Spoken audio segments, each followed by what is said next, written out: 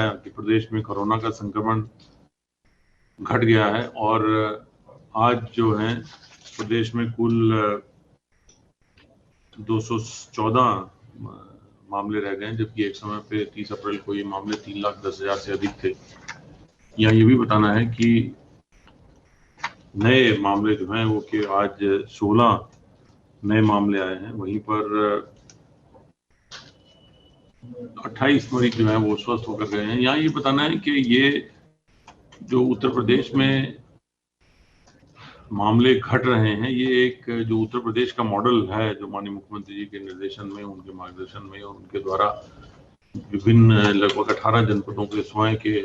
उनके निरीक्षण और 18 मंडलों में उनके द्वारा की गई समीक्षाओं और अस्पतालों में उनके द्वारा किए गए निरीक्षण,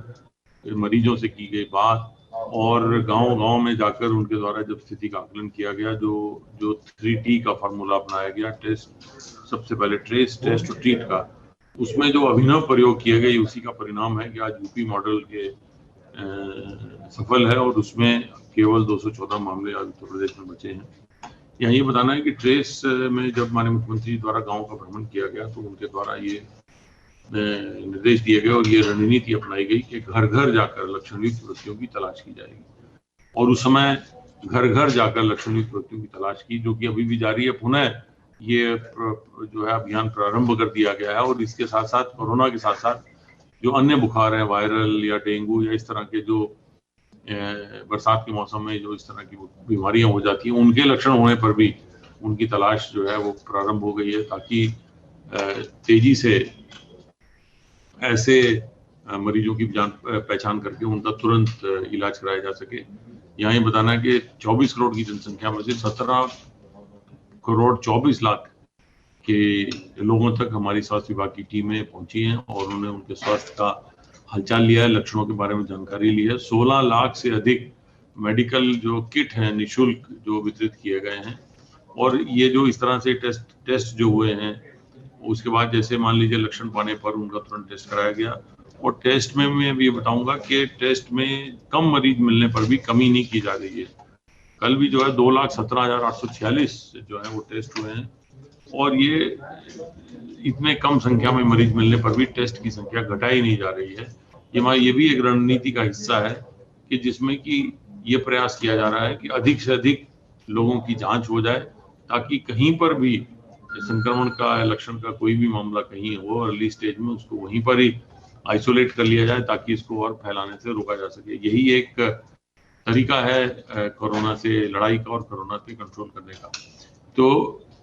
प्रतिदिन 2 लाख के आसपास टेस्ट किए जा रहे हैं, टेस्ट की संख्या घटाई नहीं गई है। मैं ये भी बताना चाहूंगा कि सबसे जो बेहतर तरीका है वो है वैक्सीनेशन का और टीकाकरण में प्रदेश सरकार द्वारा बहुत तेजी से कार्य किया जा रहा है। परसों 33 लाख टीका लगाए गए थे, कल 14,51,000 से अधिक लोगों ने टीका लगाया। जो कुल जनसंख्या एलिजिबल है जिनको की टीका लगना है, उसके लगभग 45% से अधिक को कम से कम एक खुराक दे दी गई है और ये प्रयास है कि अगले 7 से 10 दिनों में ये संख्या बढ़ाकर 50% कर दी जाए, ताकि 50% एलिजिबल जो हमारी आबादी है उसको कम से कम एक खुराक वैक्सीन की दे दी जाए, क्योंकि एक खुराक वैक्सीन भी जो है वो वायरस पे नियंत्रण करने में सहायता देती है। यहाँ ये बताना है कि अभी वर्तमान में इस समय कुछ जनपदों में डेंगू और अन्य वायरल बीमारियों के बारे में जानकारियां आ रही है। माननीय मुख्यमंत्री जी द्वारा स्वयं इसके बारे में फिरोजाबाद और मथुरा का भ्रमण किया गया था, वहां जाकर सभी व्यवस्थाएं देखी गई थी, अस्पतालों में सभी व्यवस्थाएं चाक चौबंद की गई हैं। अन्य जनपदों में भी जहां जहां पर इस प्रकार के मामले मिल रहे हैं, पहले से ही लोगों को सचेत किया गया है। सभी स्थानों पर टेस्टिंग की सुविधा बढ़ाई जा रही है ताकि वहीं स्थानीय स्तर पर टेस्ट होकर बीमारी के बारे में जानकारी ली जा सके और इसके साथ साथ इलाज भी सरकारी अस्पतालों में निःशुल्क करने के माननीय मुख्यमंत्री द्वारा निर्देश दिए गए हैं। पूरे प्रदेश में स्वच्छता और सैनिटाइजेशन का एक बड़ा अभियान चलाया जा रहा है, जिसमें कि वरिष्ठ IAS अधिकारियों को मुख्यालय से जिले में भेजा गया है, उन्हें निर्देशित किया गया, उनके द्वारा स्वयं अपने मार्गदर्शन में पर्यवेक्षण में साफ सफाई और सैनिटाइजेशन का जो है कार्य कराया जा रहा है। इसके साथ साथ अस्पतालों में भी जो डेंगू और अन्य बीमारियों से संबंधित वार्डों में भी समुचित सुविधाएं उपलब्ध रहें, ये भी सुनिश्चित कराया जा रहा है। प्रतिदिन माननीय मुख्यमंत्री जी टीम 9 की बैठक में इसकी समीक्षा भी कर रहे हैं और ये प्रयास है कि कहीं भी किसी प्रकार से किसी भी हमारे पेशेंट को कोई कठिनाई का सामना ना करना पड़े, समय से बीमारी की पहचान हो, टेस्ट हो और उचित जो है वो इलाज दिया जा सके। इसके लिए इन जनपदों में एक्स्ट्रा जो है नए डॉक्टर भेजे गए हैं और बेड्स का इंतजाम कराया गया है, दवाइयों का इंतजाम कराया गया है, सभी व्यवस्थाएं की जा रही हैं। साथ साथ रोकथाम के लिए साफ सफाई, स्वच्छता और एंटी लार्वा दवाइयों का छिड़काव भी तेजी से किया जा रहा है। मैं ये बताना चाहूंगा कि प्रदेश में स्वास्थ्य सुविधाएं बढ़ाने के लिए प्रत्येक जनपद में एक मेडिकल कॉलेज, न्यूनतम एक मेडिकल कॉलेज खोलने की प्रक्रिया जो प्रारंभ की गई है, उसमें 59 स्थानों पर मेडिकल कॉलेज या तो हैं या स्वीकृत हो गए हैं, काम चल रहा है और 9 जनपदों में जो है वो लोकार्पण शीघ्र ही होने वाला है। 14 जनपदों में जो है मेडिकल कॉलेज की स्थापना को स्वीकृति मिल गई है। इनको पीपीपी पे बनाने हेतु आरएफक्यू डॉक्यूमेंट जो है जल्दी ही जो है वो फ्लोट किए जा रहे हैं। तो ये पूरी तैयारी के साथ पूरे प्रदेश में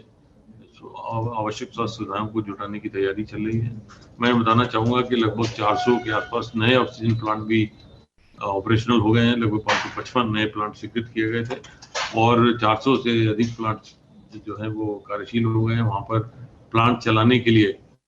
तकनीकी व्यक्तियों की भी नियुक्ति कर दी गई है। साथ साथ अस्पतालों में जो पैरामेडिकल स्टाफ है उसको भी ये प्लांट चलाने की ट्रेनिंग दी जा रही है। यहाँ ये भी आपको अवगत कराना है कि माननीय मुख्यमंत्री जी द्वारा कल प्रदेश के सभी जिलाधिकारियों और आयुक्तों के साथ, पुलिस जिलाधिकारियों के साथ, पुलिस अधीक्षकों के साथ और डीआईजी, आईजी और वरिष्ठ पुलिस अधिकारियों के साथ और जनपदीय अधिकारियों के साथ एक वीडियो कॉन्फ्रेंसिंग के थ्रू बैठक की जाएगी, जिसमें कि आईजीआरएस और इस तरह की जो शिकायतें जनता दर्शन में आ रही हैं और इस तरह के जो लोगों को कठिनाइयां आ रही हैं वो स्थानीय स्तर पर ही, जिला स्तर पर, तहसील स्तर पर, थाना स्तर पर ही किस प्रकार से निपटाई जाए उसकी निपटाई जा रही है। उसकी प्रोग्रेस और उनकी गुणवत्ता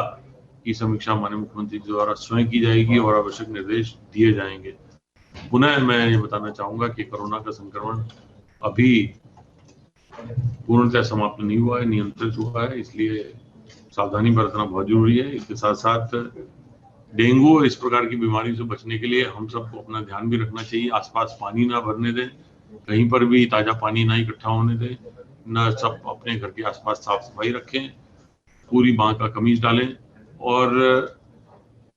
ये मान लो अगर कहीं कोई ऐसा इन्फेक्शन हो भी जाता है तो तत्काल अस्पताल से संपर्क करें, वो भी सरकारी अस्पताल से संपर्क करें, ताकि आपको निःशुल्क उपचार की सुविधा उपलब्ध हो सके और आपकी